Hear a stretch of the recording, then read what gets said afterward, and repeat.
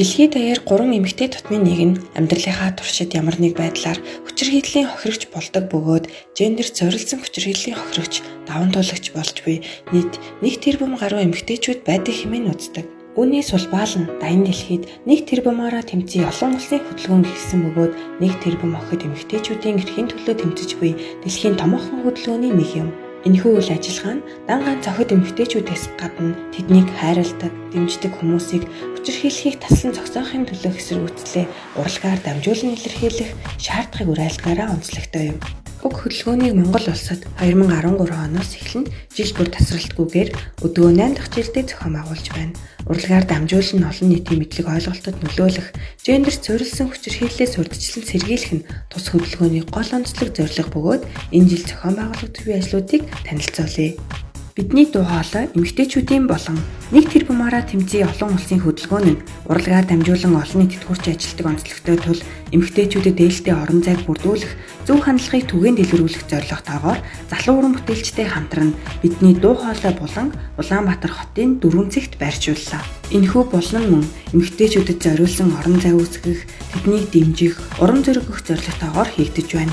Бэлгийн цөөнх, тусгай хэрэгцээ, мэрэгжлийн онцлог, угсаатны цөөнх зэрэг эмэгтэйчүүдийн олон тал төлөөллийг хамруулсан уг зургийг ханад буулгаснараа хэдий ялгаатайч бид өөрсдийнхөө хүчтэй хэмээх үзэл санааг олон нийтэд өгөхийг зорьсон билээ. Үүнээс гадна энэхүү зураг нь хүн бүр өөр хоорондоо харилцан адилгүй байдаг нь биднийг нэгтгэдэг, нэгэн бүхэл болгодог ижил тал хэмээх утга агуулга бүхий эмэгтэйчүүдэд урам зориг өгөх давхар зорилготой билээ. Уг буланг зөвхөн эмэгтэйчүүдэд зориулсан гэхээс илүүтэйгээр гендерийн тэгшэрхийг дэмждэг энэхүү нийгмийн нэг хэсэг болсон бүхэл хүмүүст зориулан бүтээж байна. Бидний дуу хоолой бүтээлч дэвтэр охид эмэгтэйчүүд өөрийгөө хайрлах, сэтгцийн эрүүл мэндэд анхаарах боломжийг бүрдүүлэх зорилготойгоор эмэгтэйчүүдэд зориулсан бүтээлч дэвтрийг боловсруулан гаргалаа. Бид өөрийгөө хэрхэн хайрладаг вэ? Дуртай зүйлээ хийж, өөрийн дотоод дуу хоолойгоо сонсож, хүсэл мөрөөдлөө тунгаах цаг хэрхэн гаргаж байна вэ? Завсаргүй эргэх завгүй нийгэмд өөртөө цаг гаргах амаргүй байдаг гэж ихэнх хүмүүс хариулдаг. Магадгүй зарим нэг маань хэрхэн өөртөө цаг зарцуулна, өөрийгөө хайрлахаа төдийлөн сайн мэдэхгүй байх нь ч бий. Өөрийн сэтгэл хөдлөл, мэдрэмжээ байгаагаар нь хүлээн авч таньж, эрүүлэр илэрхийлэхэд суралцаж, бие болон сэтгцийн эрүүл мэндэд анхаарах нь өөрийгөө хайрлаж буй хариуцлагатай үйлдэл бөгөөд та болон таны үнэт зүйл болох гэр бүлийн гишүүд үр чимээг нь хамт хүнддэг амьдралын салшгүй хэсэг юм. Тиймээс энэхүү дэвтрийг бид таны өөрийгөө хайрлах, алтан цагийг илүү үр бүтээлтэй болгоход дэмжлэг үзүүлэх зорилготой нь бүтээлээ.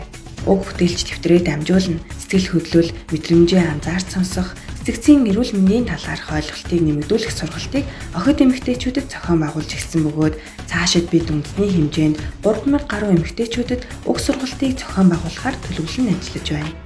Даван туулагчдын дуу хоолой, гендерт зориулсан хүчирхийлэл, гэр бүлийн болон бэлгийн хүчирхийллийн даван туулагчдын цагтал, шүлэг болон уран бүтээлүүдээс хүлээн авч өөрийн амьдрал, бие сэтгэлээрээ туулсан зовлон шаналл, айдас түгшүүрийг зоригтойгоор гарган бичсэн охид эмэгтэйчүүдийн дуу хоолойг бид цувралаар хүргэлээ. Нийтлэгдэж буй цагтл нь албан ёсны зөвшөөрөлтөй бөгөөд ямар ч засвар хийхгүйгээр зөвхөн ихээр нь нийтэлж байгаагаараа онцлогтой юм. Гендерийн хэвшмэл хандлагаа өөрчлөе цуврал постэр. Хүний эрх хэрхэн зөрчигдөж эхэлдэг вэ?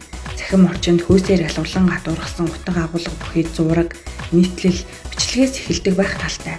Гэвч олон нийт үүнийг хошигнол, цэцэрхэл, онч мэрэгэн үгс, зөвлөгөө, үлгэр дуурайлал мэтэр хүлээн авдаг нь гендерийн хэвшмэл хандлагыг өөгшүүлж, уламаар ялгуулан гадуурх үзлийг хадгалан үлдсээр байна.